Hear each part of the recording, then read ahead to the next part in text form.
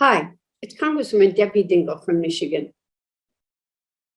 Thank you for giving me the opportunity to join you, albeit virtually, for National Clean Energy Week to talk about some of the big clean energy priorities that I and many of my colleagues are working on in Congress.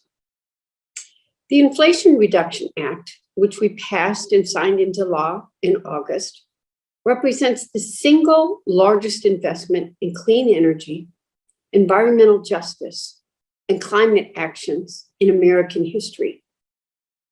One of the pieces of this bill that I have worked very hard on is support for the transition to an electric vehicle future. The auto industry has demonstrated that it is ready for America to be the global EV leader in the world. And we have to make sure that we are instituting and supporting policies that ensure that is our future. From domestic supply chains to manufacturing to consumer incentives, the policies in this bill will help ensure that we shift from the internal combustion engine to electrification. Increased investments in both the Advanced Technology Vehicle Manufacturing Loan Program and the Domestic Manufacturing Conversion Grant Program are based on legislation that I worked with people on. I authored it, but brought people together. And it will incentivize companies to restore and bring home American jobs that have been shipped overseas. And importantly, there are a series of consumer tax credits, including a clean vehicle credit, previously owned vehicle credit, and an extension of the federal income tax credit on alternative fuel vehicle refueling property, which will bring down the cost of electric vehicles as we're making this transition. We move into mass production, and it's going to make them affordable and accessible to more Americans. We can't have EVs being a luxury automobile. Obviously, this matters to where I come from, my home state of Michigan. It's important to us that we support the auto industry in the shift to electric vehicles and that we help incentivize clean energy production here in the United States. And that while we are doing this, that we're creating the jobs of the future, good paying jobs that ensure that our workers are staying in jobs. And as we're bringing our supply chain home, we're putting more Americans in jobs. This legislation paves the way for innovation and success, not just in the immediate future, but sets the foundation for long-term sustainable growth as we continue to work towards our goals of a cleaner, safer planet.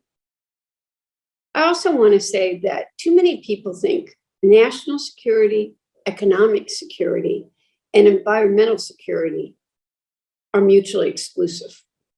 In reality, they're all integrated. I'm also very optimistic about the Greenhouse Gas Reduction Fund in the IRA bill, which provides $27 billion to fund a national climate bank, a very important tool that will help publicly finance and at the same time stimulate private investments in clean renewable energy projects and clean transportation while supporting communities most affected by climate change. This is a model. I introduced the legislation at the federal level based on legislation that's already working around the country. Existing green banks, including Michigan Saves in my home state, have driven $9 billion of total clean energy investment. There are currently $200 million worth of projects targeting low and moderate income communities, nonprofits, public schools, and affordable housing that are shovel ready, in addition to the $21 billion in clean technology projects that are in the larger pipeline.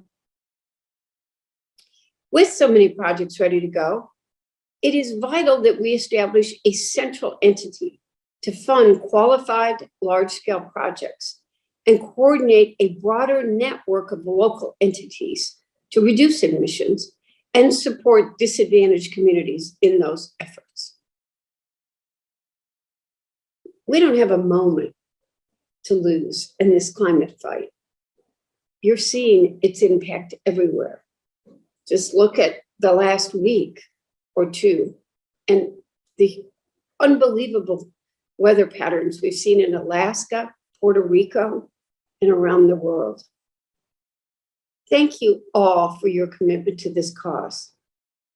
Only by working together will we reach our goal of a net zero, clean energy economy, and a safer, more resilient, and equitable nation and world.